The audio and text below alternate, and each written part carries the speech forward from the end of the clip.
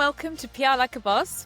I'm your host, Patz, and today we're getting real about beauty blogging, the good, the bad, and the cringeworthy. With me today is Jane Cunningham, known to many as the British beauty blogger. Jane is a beauty journalist who has seen it all from the early days of beauty blogging to the influencer boom. She's also a de-influencing pioneer, helping readers cut through the BS and find beauty products that really work. Jane, I'm so happy to have you here. Welcome to PR Like a Boss. Thank you so much for having me. So let's just dive in, shall we? Yes, go ahead. You've been in the beauty blogging game and beauty industry from the very beginning and have watched the relationships between brands and PRs and bloggers evolve. How do you view the way PRs and brands approach beauty bloggers now compared to when you first started? And can you tell me what's improved and what still has a long way to go? Okay, so in one word, disaster. Oh, what? It's so bad. But then you have to kind of wind back a little bit to the sort of history of how blogging then became Instagramming, then became influencers, and then it's a very sort of windy path, and it began really with L'Oreal, who just said, right, what we're going to do with all these bloggers, as it kind of was then, and just, emerging Instagrams, we're just going to pay them to do everything. And then that will be absolutely fine. So immediately other brands started following suit. So it became this big commercial melting pot of content creation, I suppose you would say. And with that came lots of, I suppose, younger PRs who knew how to do the tech, because all the old PRs are like, oh, I don't know how to edit a video. I don't know how to do this. I don't know how to do that. So they brought on loads of, I don't even know either. Yeah, but also me. My struggles are daily, let me tell you. So I just keep it simple and keep my fingers crossed. I don't do anything fancy. But so they brought on lots and lots of younger PRs, but didn't necessarily train them to be PRs. They trained them to be social media managers. So the notion of actual PR, if you are, even though I'm a journalist, I have got a website that everybody has decided is not journalism, it's influencing, right? I have got no choice in the matter of whether I'm considered a journalist or a beauty reviewer or an influencer. I'm just under the influencer banner. And so that means I get an awful lot of, let's say, younger people approaching me with the kind of like, hi, babe. It's like, oh, off. You're piercing my heart. Or hi, hun. Hey, lovely. Hey, lovely is the one that upsets me the most because it's so patronizing. It's just like, oh, look, here am I, all important in my social media management job. I'll just call everybody lovely. It's like patting a dog, I really, really dislike it so massively. I can't tell you. So I was going to start off, hey, lovely, how are you? I should have worn my Hi Lovely t-shirt. I actually bought why didn't a you Hi do Lovely that? t-shirt to try and make my point. It's like, don't do this. Yeah, I mean, fair. Have I answered the question? Yeah, pretty much. I mean, yeah, it's a disaster. It is. And I understand that sort of commercial element. I mean, obviously, I started my career off at L'Oreal, so I saw it when it first started. And I feel that it's also made it very difficult for smaller brands and startup brands to almost build those relationships without an influencer coming on board and saying, what's your budget? How much can you pay me? And I get it. We all need to pay the bills. But in terms of authenticity, I feel that there's that little mid step that needs to happen before any brand pays anyone. The fact of the training, I completely agree with that. I have gone into many brands and many agencies trying to train juniors up in what is or what was the old school ways of PR, and it's just the basic fundamentals that unfortunately seem to be forgotten. And it's those finer details that are not being taught, basically. So look, all of those points, completely agree and understand where you're coming from. So sometimes the worst people on outreach are the smaller brands, because Mm.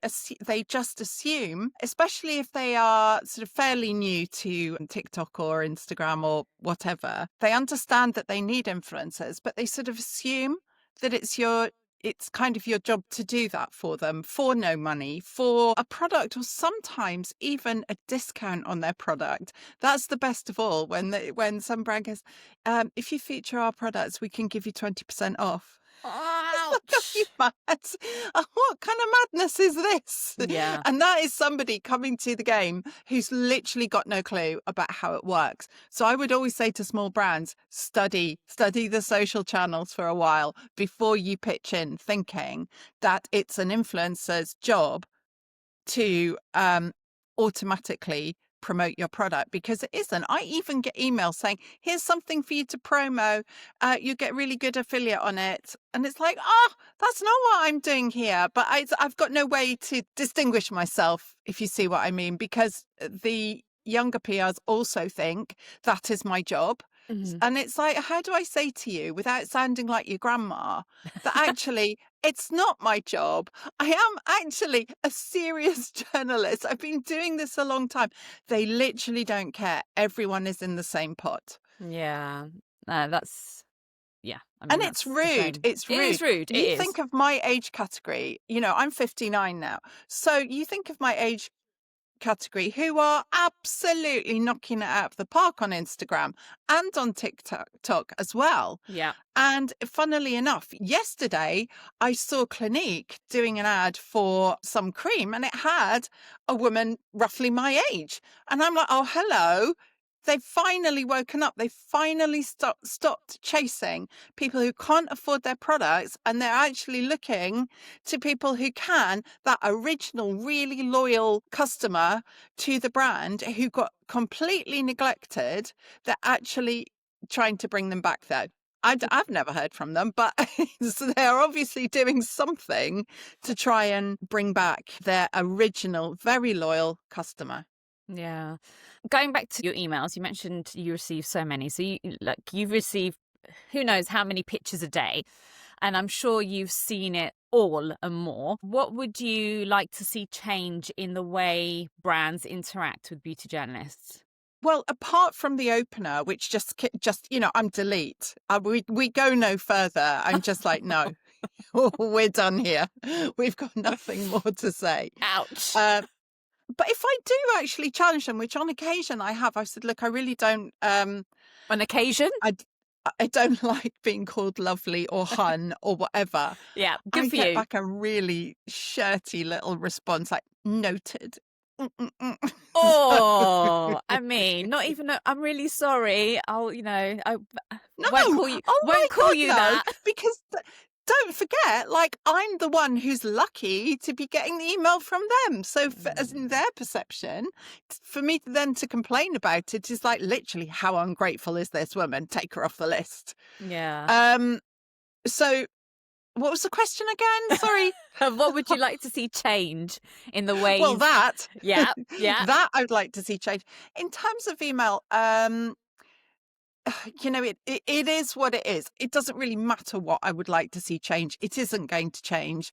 There's very few sort of personal pictures. There's an awful lot of emails that I get that sort of I've got like, dear, insert name here. We've Oh been following your no. blog. I know, true story though. We've been following your blog. What's Ruth Crilly's blog? A Model Recommends, Oh for no. years, and we absolutely love your content, and we particularly liked your content on insert a post I did yesterday. Oh God. And it's really that bad. It is Wow. that clunky and that bad. But then you get the sort of slightly older school PRs, or let's say there are PR agency owners who absolutely won't be putting up with any of that shit whatsoever. Mhm. So they train their employees and they make sure that they're doing best of practice. And that sort of approach is kind of faultless. So there's not much in between. It's either utterly awful or really lovely. Yeah. Look, I know that a lot of new beauty bloggers or influencers, whatever we want to call, you know, I this know, this right? category. There's no word for what I No, do. There is no. not. They look up to you as a voice of honesty in the industry. As a PR, I most certainly do. And there are, there's been many a time that I've contacted you for, I just need that sounding board, and you know that. And yeah, I love your honesty. What advice would you give to those who want to build trust with their audience and keep things real? So it's really simple. You must remember that you're writing for an audience. You're not writing for the brands. Hmm. And there is like the really tricky thing. I've just done something on Skin Rocks. Mm. They've got a cleanser. Yep. And I'm really, because I know Caroline, I want to support her brand, etc. But it's 55 quid or something like that. And I Hmm. just thought this is too expensive.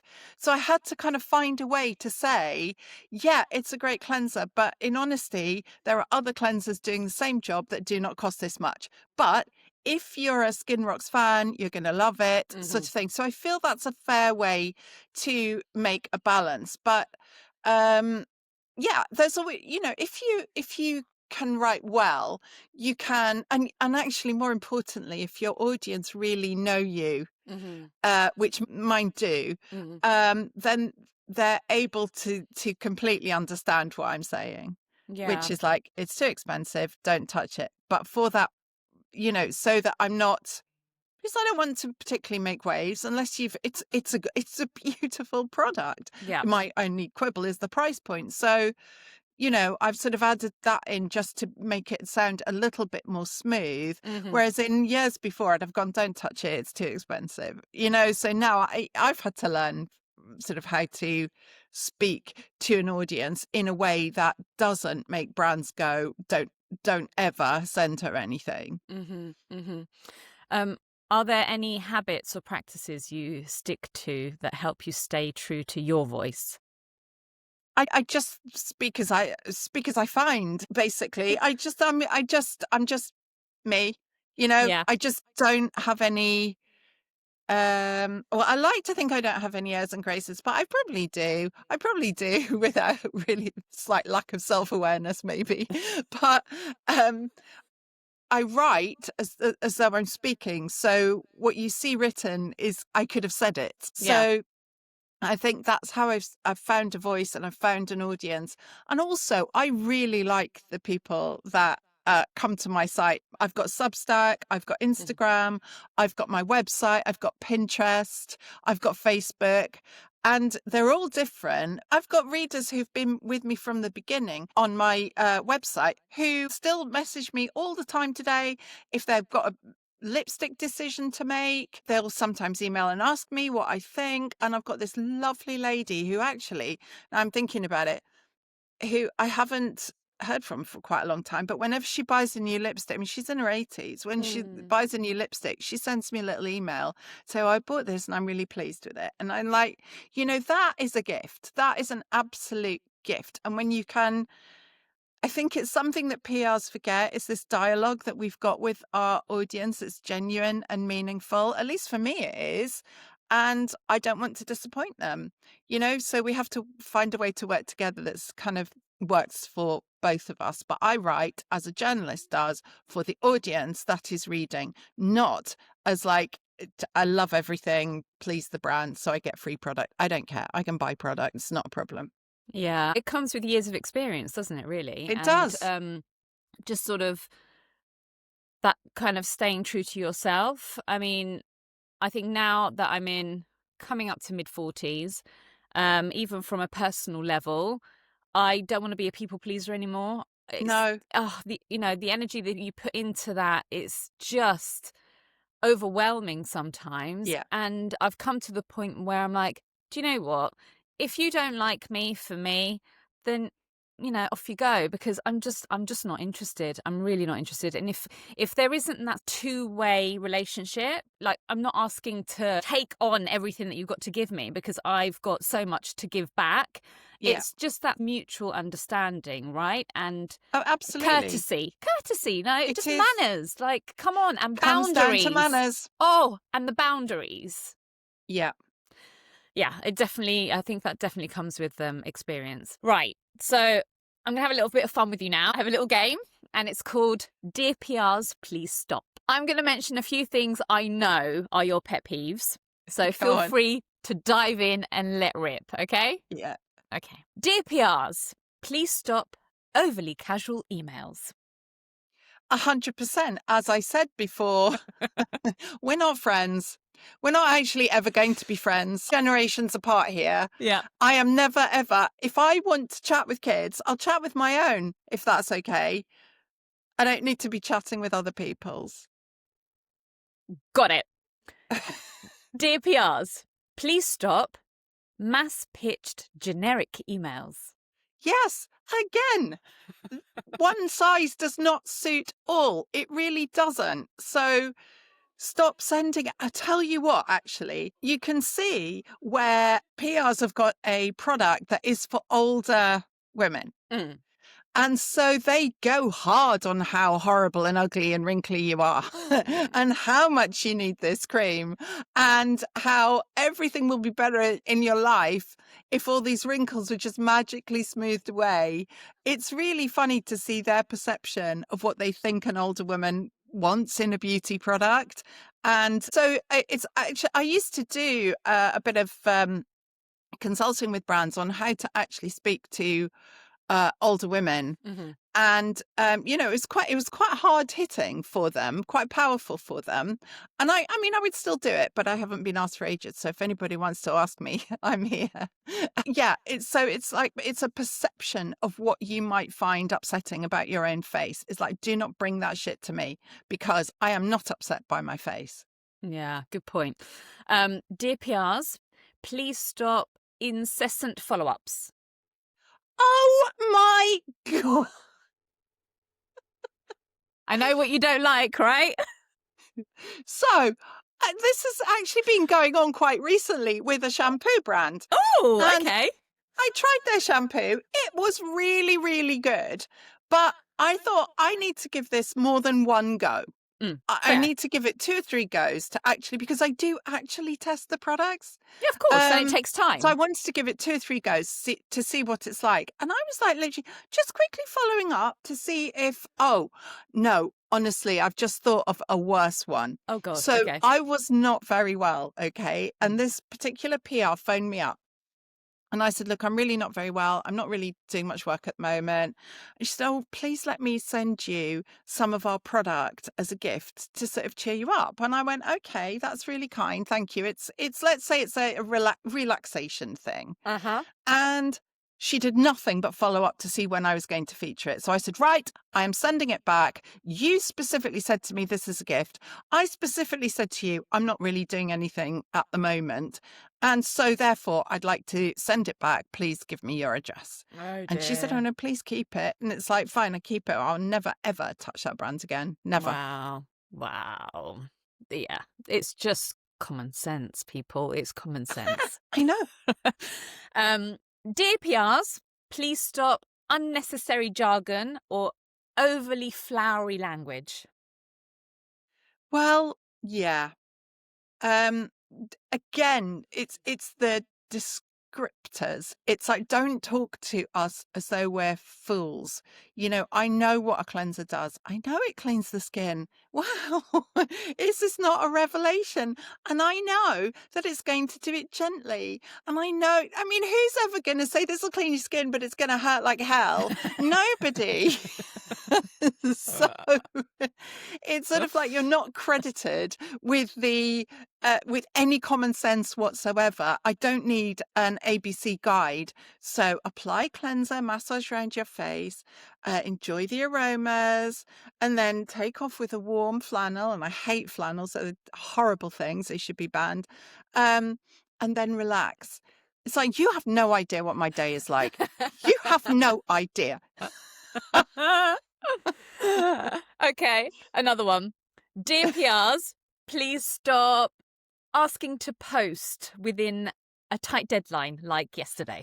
And I will take you back to the hair that I diverted from, because they were consistently going, just checking if you've received the product, just checking whether you like the product, just checking when you might be featuring the product, just checking. And I'm going, stop, just stop it. I'm actually trying this. I'm not like free advertising for you. I am trying this so that my audience can have some useful information about it. I'm not just going, yay, look at this shampoo. So anyway, they've recently sent some more shampoo, and I've not heard a dicky bird. So that is it. She listened, which I appreciated. She did. Good. Yeah. We live and learn, right? We do. We all do. We all do. Yeah, we all do. So if you could give PRs just one golden rule for pitching, what would it be? What, pitching specifically to me, or just pitching? Either or. Well, if you're pitching to me, remember that I have a journalism background, and I'm not working necessarily in the same way that other influencers are. Please always remember that, because mostly people don't. Mm-hmm. But just in general, don't assume a relationship that doesn't exist. In your effort to sound friendly, actually, you can sound trite and rude and just flippant, and not somebody that I can take particularly seriously. So start off formally, and then allow the relationship to become informal over time. Mm-hmm. Jane, I'm sure this will be an eye-opening conversation for many. I'm pretty sure that, a lot of... If they don't know it already, there's no help. A junior starting off in a brand, in-house or agency, whatever the case may be. I think hopefully this will be an eye-opening conversation for them. Well, I hope so. But can I just say that there are some amazing, wonderful, lovely, lovely PRs out there who I get on so well with. I don't want to give the impression that every single PR is like this, because very far from it. But it's just the ones that are. They're so annoying. I love it. Just say how it is. Thank you for giving me a peek behind the scenes and sharing what it's really like to be a beauty blogger today. Where can our listeners keep up with you and all your beauty insights? I've just started a Substack channel, which is British Beauty Blogger. You just find it on, and I absolutely love that, because actually I'm doing more journalism there than I am on my website. It's British Beauty Blogger. I'm at Brit Beauty Blog on Instagram. Thanks again, my love. Oops. Thank you. Can I call you that, my love? Well, you did. I'm getting my teeth. No, you can. Yeah, our long-term relationship allows you that, but don't hug me. Don't take it too far. I know. I can't hug you. I know the rules, but I've got so much love for you. I want to say thank you to my listeners for tuning in to PR Like a Boss. Remember, authenticity and respect go a long way in this industry, whether you're a blogger, a brand, or a PR pro. Catch you next time for more tips on how to master the art of PR with purpose and personality. Until then, keep pushing boundaries and PRing like a boss.